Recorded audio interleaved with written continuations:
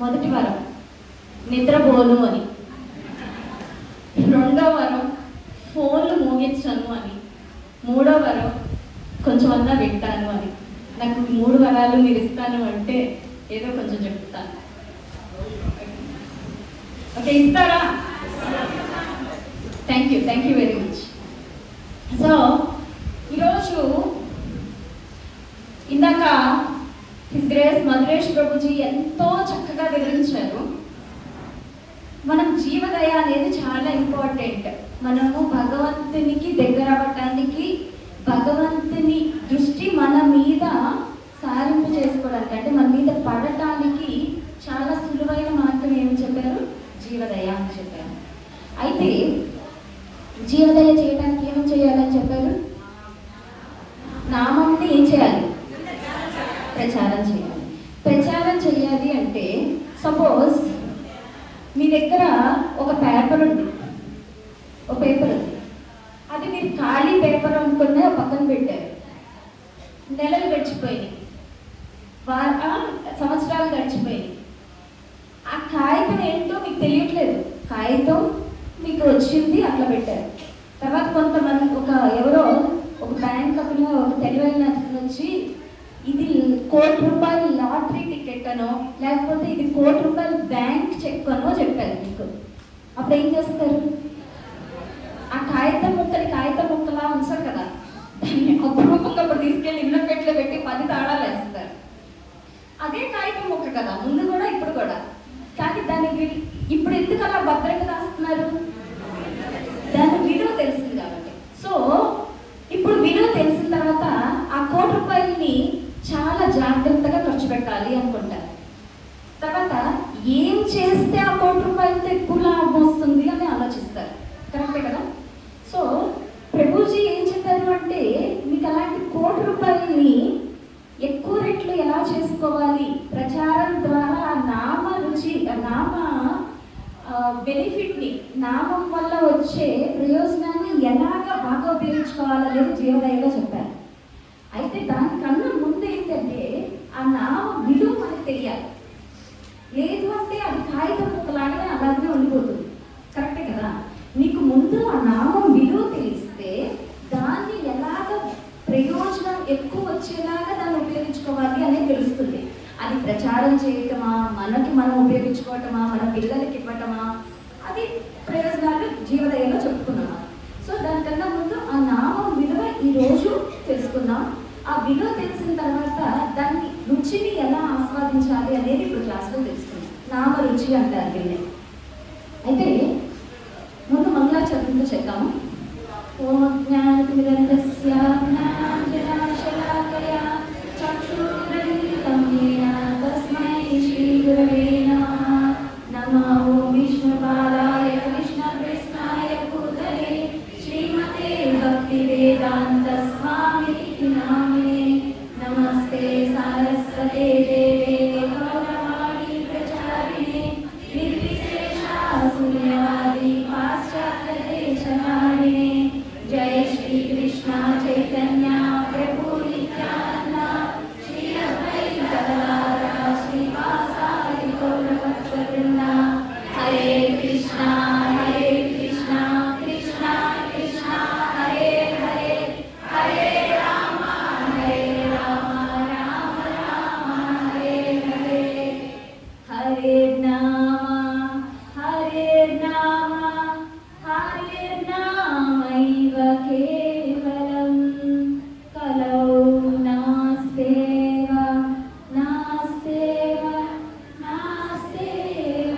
ధిరన్యథా. So నామం గురించి మనకి భారతదేశంలో పుట్టిన ప్రతి ఒక్కరికి కలిగిన అదృష్ట భాగ్యం ఏంటంటే, తెలుసో తెలియకో చిన్నప్పటి నుంచి ఆ భగవన్నామం చెప్తూనే ఉంటాం. మన సంస్కృతి ఎంత అమూల్యమైంది అంటే, మన పిల్లలకు కూడా ఇవాటి రోజుల్లో పోయింది, అది కూడా పోయింది. ఇదివరకు రోజుల్లో చక్కగా నారాయణ అని, శ్రీహరు, శ్రీధరు, మదను, మోహను, అట్లా భగవంతుడితో రిలేట్ అయ్యే పేర్లు పెట్టుకునేవాళ్ళం. ఇప్పట్లో ఏమర్థం కావట్లేదు. శ్రీ అంటే ఓకేలే, మనం ఏదో పేరు విన్నానబ్బా,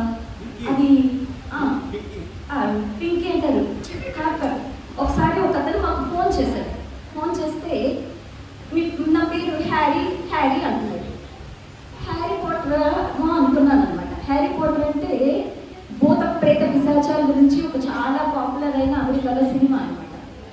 Harry Harry Harry my name is Harry Harry అంటున్నాడు. అంతే కాలేదు, తర్వాత చూస్తే అతని స్పెల్లింగ్ ఈమెయిల్ ఐడి చెప్పాడు, HARI, ఆయన పేరు హరి. హరి అని చెప్పుకోవడానికి నామోషరి హ్యారీ హ్యారీ. సో వాళ్ళకి మంచి పేర్లు ఇచ్చినా సరే దాని విలువ తెలియక దాన్ని వక్రీకరించి ఇష్టం వచ్చినట్టు పిలుచుకుంటున్నారు. సో మీరు కూడా మీ పిల్లలకి మంచి పేర్లు పెట్టండి, ఆ పేరు విలువ కూడా తెలిసేలాగా చేయండి. ఓకేనా? సో మనము ఈరోజు ఆ నామం గురించి భారతదేశంలో మనం ఎంతో అజ్ఞాన సుకృతి తెలియకుండానే చేసేసుకుంటూ ఉంటాం అనమాట. ఇట్లాగా మన హోటళ్ళు చూసిన బాలాజీ హోటల్ అని, బాలాజీ స్టీల్స్ అని, లేకపోతే శ్రీనివాస అని అట్లాగా పెట్టుకొని ఆ భక్తి ఉందన్నమాట. ఇప్పుడు కరెక్ట్గా మనం ఎలా ఉన్నామంటే మన పొయ్యి మనమే తీసుకునే స్టేజ్లో ఉన్నాం అనమాట. కరెక్ట్గా ఇప్పుడు కనుక మేలుకోలేదనుకోండి అగాధంలోకి వెళ్ళిపోతాం, మనం పైకి రాలేదంత అగాధంలోకి వెళ్ళిపోతాం. సో మనం చేయాల్సింది ఏంటంటే మన చుట్టూ ఉన్న సంస్కృతిని గుర్తించటం, దాని విలువ తెలుసుకోవటం. మీరు ఎక్కువ ఏం చేయక్కర్లేదు, ఉంది ఆల్రెడీ మనకు ఆ కల్చర్ ఉంది, దాన్ని కప్పడేస్తున్న ఈ పాశ్చాత్య సంస్కృతిని దుమ్ము దులిపేసి ఆ రియాలిటీని మనం చూడాలంతే. అప్పుడు మనకి ఆ సంస్కృతి విలువ తెలుస్తుంది అనమాట. ఓకే, మీ అందరికీ ఒక ప్రశ్న అడుగుదాం అనుకుంటున్నాను. ఏ జీవైనా ఈ భౌతిక ప్రపంచంలో పుట్టిన దగ్గర నుంచి చచ్చిన వరకు మనిషి తీసుకోండి, జంతువు తీసుకోండి, ఏదైనా తీసుకోండి, ఒక దాని కోసం ఆరాటపడుతూ ఉంటాడు. ఏమిటది? ఇంకేమన్నా? ఇంకా డబ్బు. జంతువులు డబ్బు ఎక్కడ? ఆహారం, ఇంకా నిద్ర, ఇంకా ఆనందం. మనం ఆహారం తిన్నా నిద్రపోయినా దేనికోసం చేస్తాం? ఆనందం. అందులో ఆనందం ఎదుర్కొంటున్నాం. ఎందులో అయినా ఆనందం అనుకుంటాం. జంతువు అయినా సరే నాకు ఇది తింటే ఆనందంగా ఉంటుంది కాబట్టి తింటుంది. సో నిద్రపోతే ఆనందం, లేకపోతే మైకుల్చుకుంటే ఆనందం కాబట్టి ఆనందం. ఆనందం కోసం వెంట తపన పడుతూనే ఉంటుంది. కాకపోతే ఇక్కడ ప్రాబ్లం ఏమవుతుందంటే ఎడారిలో నీటి పొట్టుని ఎదుర్కొన్నట్లుగా భౌతిక ప్రపంచంలో ఆనందం లేని చోటన ఆనందాన్ని ఎదుర్కొంటున్నాడు జీవుడు. దానికి ఉదాహరణ ఏంటంటే చిన్నప్పటి నుంచి ఒకరికి ఒక కళ ఉంది, కారు కొనుక్కోవాలి అని కళ ఉంది. కష్టపడ్డాడు, సంపాదించాడు, గోల్డ్ అంతా చేశాడు, లేటెస్ట్ మోడల్ కారు కొన్నాడు. అందరితో తృప్తిగా ఉంటాడు? ఉండడు. ఎందుకంటే మరి జీవితంలో దానికోసమే కదా చేశాడు. ఆ కారులో ఆనందం అనుకునే కదా, మరి ఆనందం పొందేసేయాలి కదా. ఇంకా వాడికి ఇంకేం ఉండకూడదు, కోరికనే ఉండకూడదు, వాడి జీవితం చేయాలి. కానీ అలా ఉండట్లేదే. అంటే అక్కడ మనకి ఏమవుతుంది? కారులో వాడు అనుకున్న ఆనందం లేదు. సో మన అందరం అదే పాటలో నడుస్తున్నాం అనమాట. కులం చర్విత చర్వణాన. మన తాతలు అలానే అనుకున్నారు, మన నాన్నలు అలానే అనుకున్నారు, మనము అలానే అనుకుంటున్నాం, మన పిల్లలు అలానే అనుకుంటారు. ఏమని? భౌతిక సుఖంలో, భౌతిక ప్రపంచంలో ఆనందం ఉంది అనుకుంటున్నారు. తీరా అక్కడ దాకా వెళ్ళిన తర్వాత, అది పొందిన తర్వాత ఐశ్వర్య రాయ్ లాంటి భార్య కావాలి అనుకుంటాడు. ఐశ్వర్య రాయ్ లాంటి భార్య వస్తుంది, కానీ పక్కన వాళ్ళ భార్య ఇంకా ఆనందంగా అనిపిస్తుంది. వాళ్ళ భార్య అనిపించట్లేదు. ఎందుకు అంటే రాంగ్ ప్లేస్లో రాంగ్ దాని గురించి తప్పుడు విధానంగా ఆనందం పొందుతుంది అని అపోహపడుతున్నాడు. తీరా అది పొందిన తర్వాత అది ఆనందం కాదు అని నిరుత్సాహపడుతున్నాడు.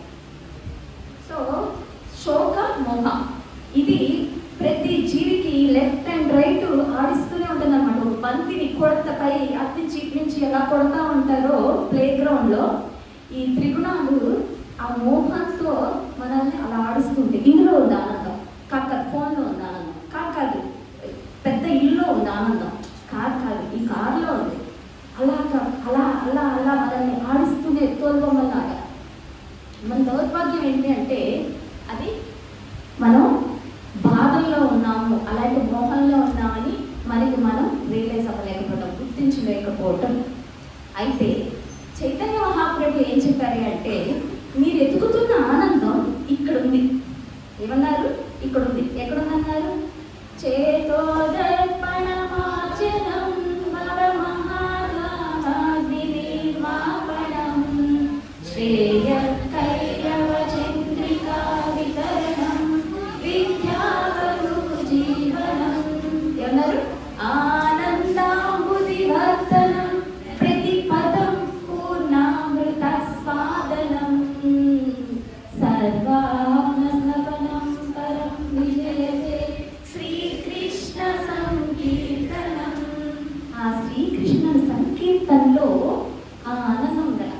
మామూలు ఆనందం కాదు, అంబుది. నాకు కొంతమంది ప్రమాణం చేశారు, వరం ఇచ్చారు, నిద్రపోను అని. కానీ కొంతమంది నిద్రపోతున్నారు.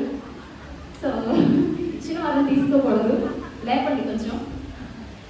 సరే, అయితే అంబుది అంటే ఏంటో తెలుసా? సముద్రం, పెద్ద సముద్రం అట. ఏదో చిన్న కొండంత ఆనందం కాదు, పెద్ద సముద్రం అంత ఆనందం ఎందులో దాగుంది అని చెప్తున్నారు? ఆ నామంలో దాగుంది అని చెప్తున్నారు. సో మనం ఏం చేస్తున్నాము? సముద్రాన్ని కాదు అని చెప్పి కుప్ప తొట్టుల్లోనూ మురికి కాలువల్లోనూ ఎదుర్కొంటున్నాం. ఏంటి? మంచి నీరు కోసం, ఏ గ్లాస్ వాటర్ కోసం ఎదుర్కొంటున్నాం. చెప్తున్నా కూడా వినట్లేదు అనమాట. సో మనం ఎదగాల్సింది ఏంటి? ఈ నామంలో ఎదుర్కోవాలి ఆనందం. సరే, కొంతమంది అడగచ్చు, మీరు నామం చేస్తున్నా అండి, 16 మాలలు చేస్తున్నాము, ఒక్కోసారి పండుగలప్పుడు 25 మాలలు 32 మాలలు కూడా చేస్తున్నాము, మీరు చెప్తున్న ఆనందం ఏంటో నాకు అంతగా అనిపించట్లేదు. మేము అప్పుడు ఎలా ఉన్నాము, ఇప్పుడు అలానే ఉన్నాం అనిపిస్తుంది, ఏం తేడా అనిపించట్లేదు, అలానే ఉన్నాము అని. అయితే అది కూడా చెప్తాను, ఎందుకు ఆ ఆనందం మనకి అర్థం కావట్లేదు, ఎందుకు అది మనలో రావట్లేదు, అది కూడా చెప్తాను. సో అయితే చైతన్య మహాప్రభు ఆ నామం గురించి, ఆ నామం గొప్పతనం గురించి చెప్తున్నారు. అందులో ఖచ్చితంగా ఆనందం ఉంది అన్నారు. అది ఒక ఫస్ట్ పాయింట్. నెక్స్ట్ ఇంకా నామం గొప్పతనం గురించి ఏం చెప్తున్నారంటే, నామకారి బహుగా నిజ సర్వశక్తి తత్రాహిత నియమిత స్మరణేన కాలః. మొత్తం శిక్షాచరణ చెప్పను, మొదటి 3 చెప్తే చాలు, 3 చెప్తాను.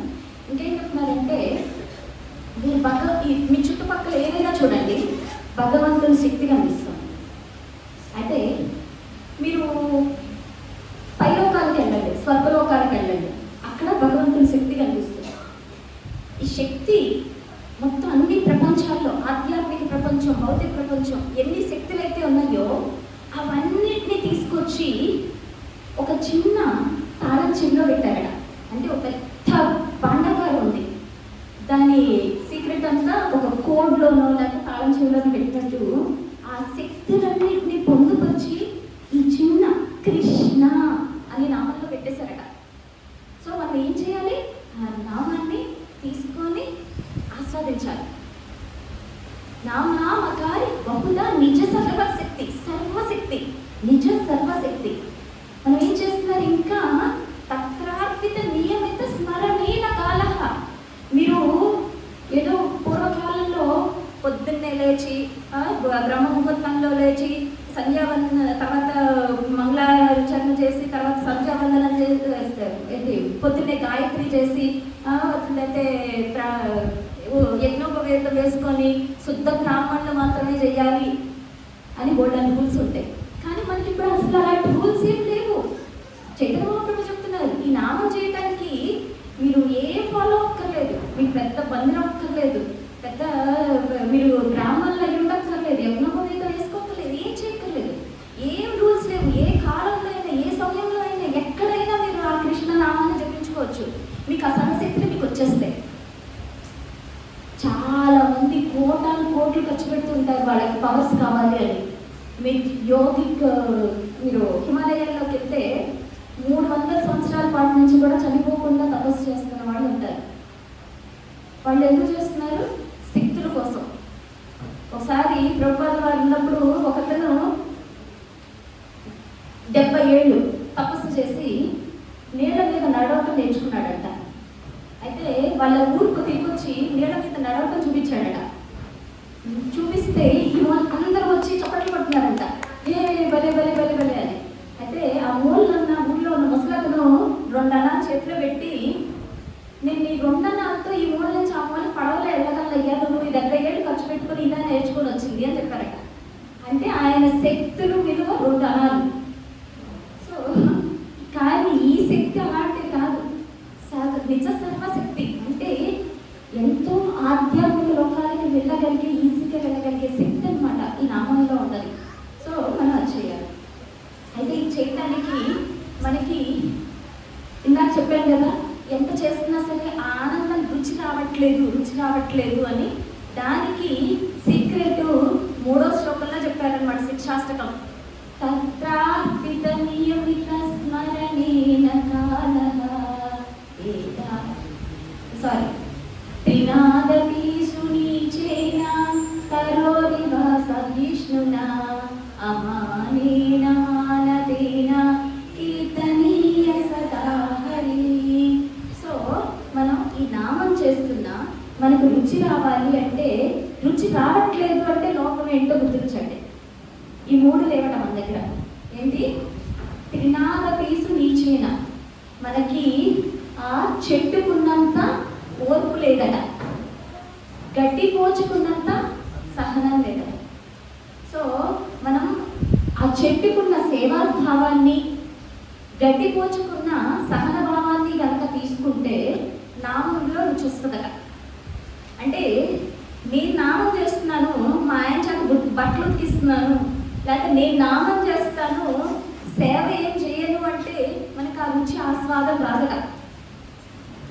రుచి ఆ నామం వల్ల మనకి ఆనందం పొందాలి అంటే దాంతో పాటు ఎలా చేయాలి? కీర్తనీయ సదాహరి. ఎలాగా? త్రినాదపీసు నీచేన సరోరివ సహిష్ణున అమానేన మానదేన. నాకు రెస్పెక్ట్ ఆశించకుండా, నాకు గౌరవం ఆశించకూడదు, పక్కన వాళ్ళందరికీ గౌరవం ఇవ్వాలి. అలాంటి స్వభావాన్ని డెవలప్ చేసుకుంటే మనం ఈ నామంలో ఉన్న రుచిని ఆస్వాదిస్తాము. నిజమైన ఆ ఆనందానుభూతిలో ఈదగలం అనమాట. నిజమైన ఆనందాన్ని పొందగలుగుతాము. సో ఇప్పుడు చెప్పండి, మనం ఏమేమి 3 లక్షణాలు కావాలి? ఆనందాన్ని, నామంలోని ఆనందాన్ని ఆస్వాదించాలి అంటే సహనం, ఓర్పు, ఇంకా చెట్టు నుంచి ఇంకా ఏం నేర్చుకోవచ్చు? సేవాభావం. సో సేవాభావం కూడా ఉండాలన్నమాట. మనం భక్తులందరికీ సేవ చేయాలి. మీకు సాయంత్రం గుర్తుంటుంది.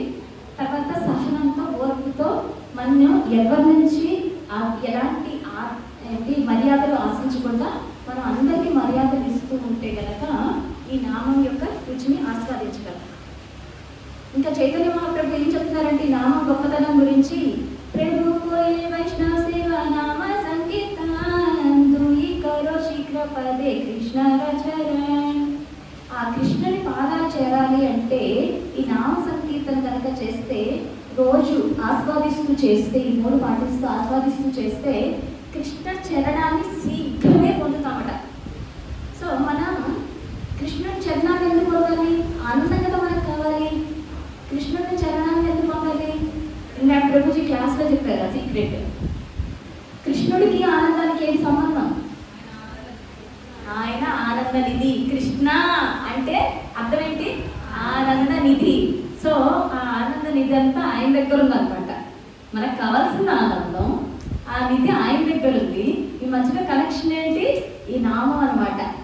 హరినామ చింతామణి అనే పుస్తకంలో భక్తి వినోద్ ఠాకూర్ రాశారు, ఈ భౌతిక ప్రపంచంలో 2 ఉన్నాయట, కృష్ణ నామము, కృష్ణుడు, జీవుడు. సో ఈ రెండింటికి కనెక్ట్ చేసేది ఏంటి అంటే నామం. సో ఎప్పుడైతే జీవుడు నామాన్ని చెప్తాడో కృష్ణుని దగ్గరికి చేస్తాడు, తద్వారా ఆ కృష్ణుడు ఏంటి? ఆనంద నిధి, ఆ ఆనందాన్ని పొందుతాడు. సో ఇందులో మనం ఎవరికన్నా ఏమన్నా డబ్బులు ఇస్తున్నామా? మనం ఏమన్నా కోల్పోతున్నామా? సో కానీ మన లాభం ఏంటి? ఆనంద అమృతి, అమితమైన ఆనందం అనమాట. మన రామదాసు గారి కీర్తనలో విన్నాము, శ్రీరామ నీ నామం ఎంతో రుచిరా, ఎంతో రుచి, ఎంతో రుచి, ఎంతో రుచిరా. అలాగా మనం కూడా ఆ రుచిని ఆస్వాదించాలి. ఇంకా ఆయన చెప్పారనమాట, పాట అంతా కూడా కథని ఖర్చుల ఫలాల కన్నా కూడా ఎంతో తీరుగా ఉంటుందట నామం. మనము ఫోన్లో పక్కన పెట్టుకొని హరే కృష్ణ హరే కృష్ణ కృష్ణ హరే రామ్ రామ్ రామ్ హరే కృష్ణ ఎక్కడ వస్తుంది ఆనందం? చక్కగా కళ్ళు మూసుకొని రుచించండి. హరే కృష్ణ కృష్ణ కృష్ణ హరే వినండి. నామం నోటితో నుంచి వచ్చింది, చెవులతో వెళ్తే చెవుల నుంచి హృదయానికి కనెక్షన్ ఉంటుంది. ఆ హృదయంలోకి ఎవరుంటారు? హృదయంలో పరమాత్మ ఉంటారు, చేరుతుంది అనమాట, అక్కడ చేరుతుంది. సో ఇది టెలిఫోన్ కనెక్షన్. వైర్ ఎలా ఉంది? నోటి నుంచి చెవుల ద్వారా హృదయానికి కనెక్ట్ అయింది ఆ వైర్. మనం ఏం చేయాలి? వినాలి.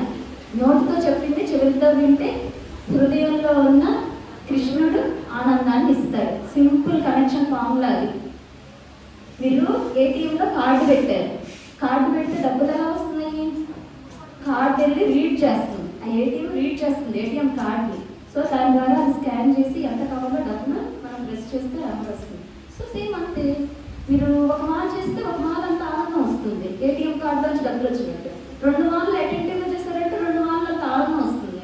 మొత్తం అన్ని మాల్లు రోజంతా ఆనందంగా వింటూ చేయండి, ఆస్వాదిస్తూ చేయండి. ఆనందమే ఆనందం. ఏటీఎంలో నుంచి డబ్బులు వస్తూనే ఉన్నాయి అంటే ఆ ఏటీఎం వదిలిపెడతాం, ఇంటికి తీసుకెళ్ళి ఇంట్లో పెట్టుకుంటాం ఏటీఎం తీసుకెళ్ళి. సో మనం కూడా ఎప్పుడు మనం ఆనందంగా ఈడుతూ ఉండాలి అంటే మన ఏటీఎం ఏంటి? నోటితో చెప్పాలి, చెవితో వినాలి, హృదయానికి రీచ్ అవ్వాలి, ఆనందాన్ని పొందాలి. అప్పుడు మనకి అన్లిమిటెడ్ అనంతమైన నామరుచి వస్తుంది అన్నమాట. సో మనందరం కూడా, కానీ ఎంత చేసినా నాకు రావట్లేదు అంటే పసికట్లో ఉన్నవాడికి చాక్లెట్ పెట్టినా కూడా చేదుగా కనిపిస్తుందంట. ఎందుకని? రోగం కాబట్టి. సో వాడు చాక్లెట్ తింటే మానేస్తాడా? పసికల్ని మందేసుకుంటాడా? పసికల్ని మందేసుకుంటాడు. అలానే జ్వరం వచ్చిన అబ్బాయికి కూడా ఏమి తినాలనిపించాడు, సరే అని చెప్పి తల్లి పెట్టడం మానేస్తుందా? ఏం చేస్తుంది? జ్వరానికి ట్యాబ్లెట్ వేసి వాడి రోగం నయం చేసి చేస్తుంది. సో మనం కూడా జ్వరానికి ట్యాబ్లెట్ ఏంటి? మన జ్వరం ఏంటి? నామరుచి లేకపోవటం, నామం మీద ఇంట్రెస్ట్ లేకపోవటం. సో దానికి మందేసుకోవాలి అంటే ఎలా అయినా సరే ఈ నామాన్ని తీసుకుంటే అదే మందు. ఆహారం అదే, మందు అదే, నామంలో ప్రత్యేకత అదనమాట. సో మనం ఎక్కువ నామం తీసుకుంటే ఆ రోగం తగ్గిపోతుంది, ఆనందం కూడా వస్తుంది అనమాట. సో పాప ఉంది, ఆ పాప పాలు తాగుతుంది, పాలే తాగుతుంది అంటుంది. 2 ఏళ్ళైనా 3 ఏళ్ళైనా వాళ్ళ అమ్మ ఊరుకుంటున్నా పాలు మానిపించేసి తినకపోయినా నోట్లో కుక్కుద్ది. రోజు ఏం చేస్తుంది వాళ్ళమ్మ? నోట్లో కుక్కుద్ది అన్నాన్ని. తినగా అన్నం అలవాటు అయిపోతుంది. పెద్ద అయిన తర్వాత నువ్వు చిన్నప్పుడు పాలతోనే బతికావు అంటే అమ్మో ఎలా బతికాను అంటుంది. సో మనం కూడా చాంటింగ్ చెయ్యగా, జపం చెయ్యగా మనకు ఖచ్చితంగా రుచి వస్తుంది. చేయండి, చూడండి, ఓకేనా? సొంతంగా మీ ఆకలి మీరే తీర్చుకోగలరు. నేను తింటే మీ ఆకలి తీరదు. సో మీరు తింటూ ఉంటే ఆకలి తీరుతుంది, ఆనందం వస్తుంది. సో అలానే ఈ నామాన్ని తీసుకోండి ఎక్కువ, ఆ రోగాలు తగ్గిపోతాయి, ఆనందం వస్తుంది. ఓకేనా? ఎవరికైనా ఏమన్నా ప్రశ్నలు ఉన్నాయా? Thank you. అందరూ మీ మనాలని చక్కగా ఇచ్చారు, ఎవరి ఫోన్ మోగలేదు. చాలా ధన్యవాదాలు. Very good.